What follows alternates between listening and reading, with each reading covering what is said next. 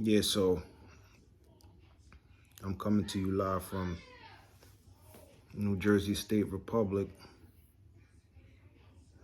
You know what I'm saying? And my title is Sheikh Flying Gull Zama Al Bey, executive ruler of one of the executive rulers of Moorish Temple of America, Temple number 10 in Neptune, New Jersey. Grand Sheikh Lord Noble Nature Al Bey.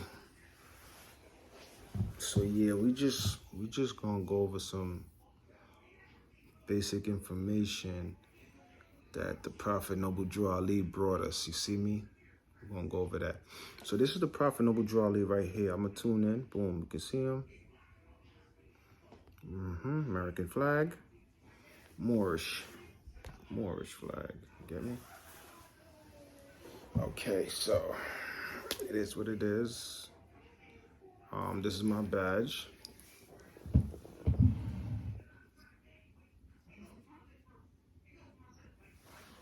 This is my badge right here.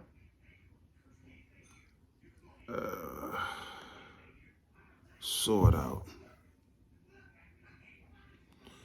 Yeah. So yeah. Oh, this right here, that's Athor. As you can see, that's Athor. Goddess of love, fertility, stuff like that. You know what I mean?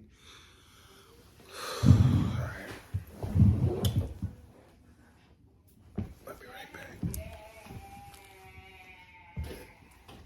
Going to the archives.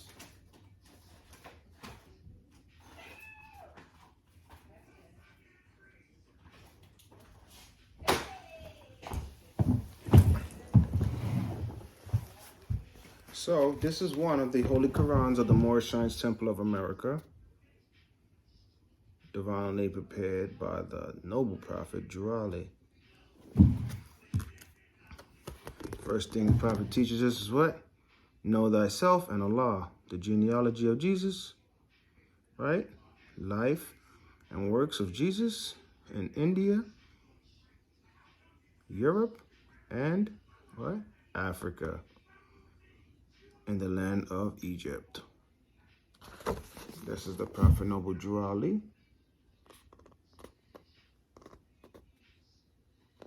And it reads here,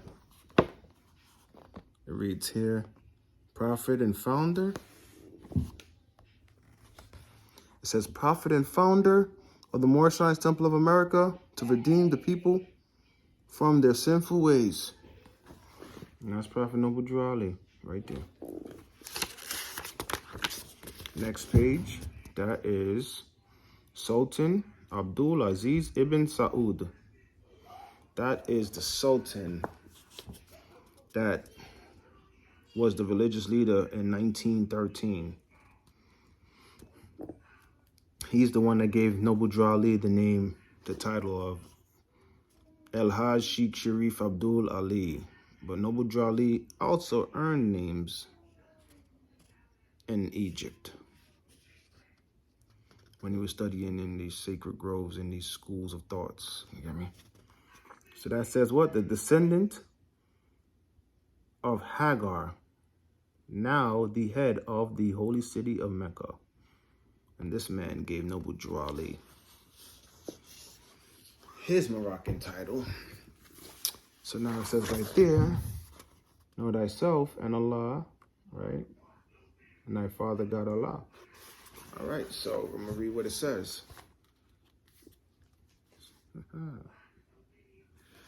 Now it says, know thyself and thy father God Allah. The genealogy of Jesus. It says the genealogy of Jesus with 18 years of the events, life, works, and teachings in India, Europe, and Africa. These events occurred before he was 30 years of age. These secret lessons are for all those who love Jesus and desire to know about his life, works, and teachings. About Jesus. Remember, about Jesus. You know what I mean? So everybody look at us, you know, oh, they Islamic. Yeah, our religion is Islamism, but we do believe in prophets, divine prophets, true and divine prophets, not false prophets. You get me? Dear readers, do not falsely use these lessons. They are for good, peace, and happiness for all those that love Jesus. Dear mothers, teach these lessons to your little ones. Dear mothers, teach these lessons to your little ones that they may learn to love instead of hate. So mothers, you got to teach your children how to love instead of hate. The Prophet Noble Drew Ali stated that he needed y'all to, assist him with teaching your children to learn to love instead of hate. That's not a big problem. Dear fathers, by these lessons, you can set your household in order. And your children will learn to love instead of hate. So, fathers, we can set our household in order.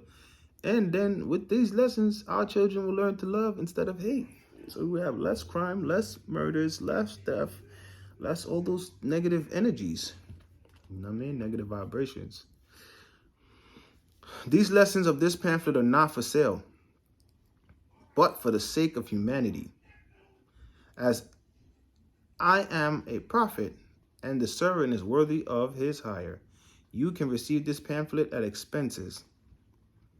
The reason these lessons have not been known is because the Muslims of India, Egypt, and Palestine had these secrets and kept them back from the outside world. And when the time appointed by Allah, they loosened the keys and freed these secrets. And for the first time in ages have these secrets been delivered in the hands of the Muslims of America. All authority and rights of publishing of this pamphlet of 1927. See that? Right there.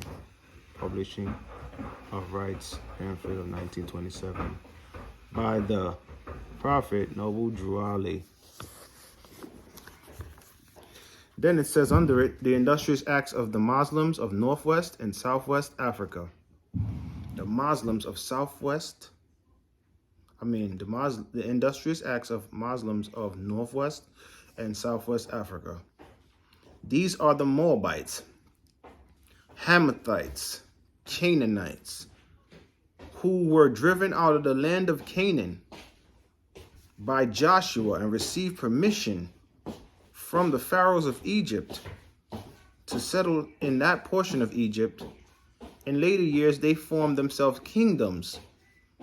These kingdoms are called this day Morocco, Algiers, Tunis, Tripoli, etc. See that at the bottom right there. So if you wanted to see, you can see that I'm not just, this is not something rehearsed. This is something that's actually written in this Koran of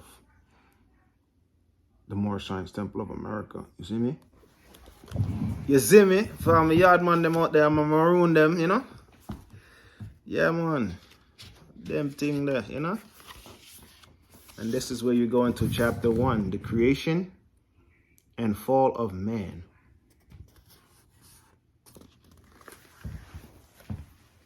Creation and fall of man. Feel me? Time never was when man was not.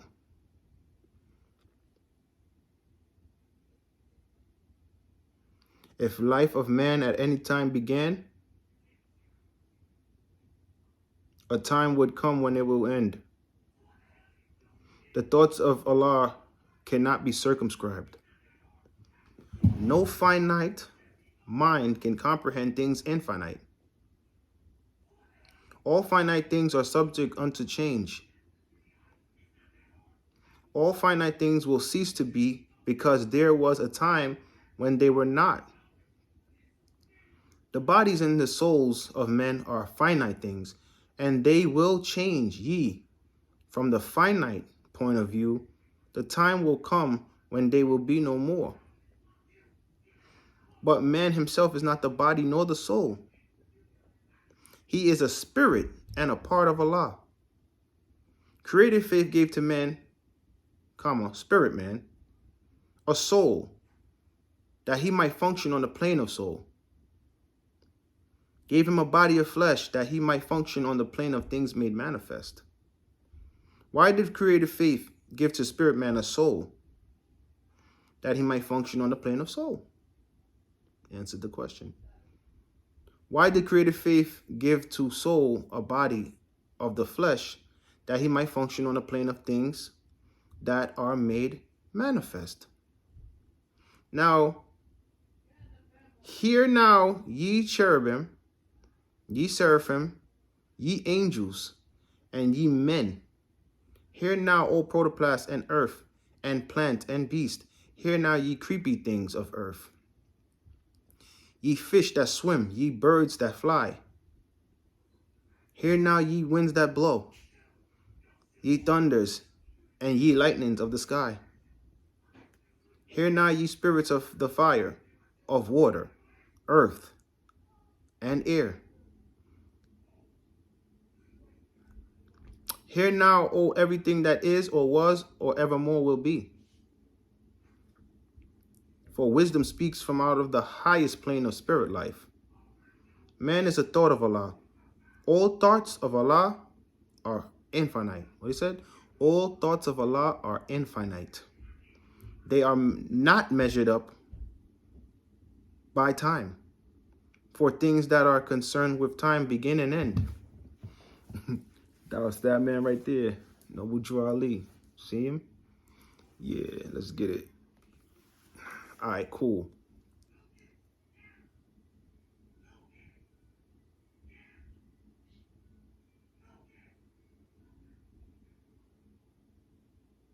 So it says, man is a thought of Allah. All thoughts of Allah are infinite. They are not measured up by time.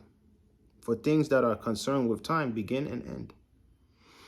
The thoughts of Allah are the everlasting, of the past unto the never-ending days to come. And so is man, spirit man. But man, like every thought of Allah, was but a seed that held within itself the potencies of Allah. Just as the seed of any plant of earth holds deep within itself the attributes of every part of that special plant, so spirit man, as seed of Allah, held deep within himself the attributes of every part of Allah. That's deep.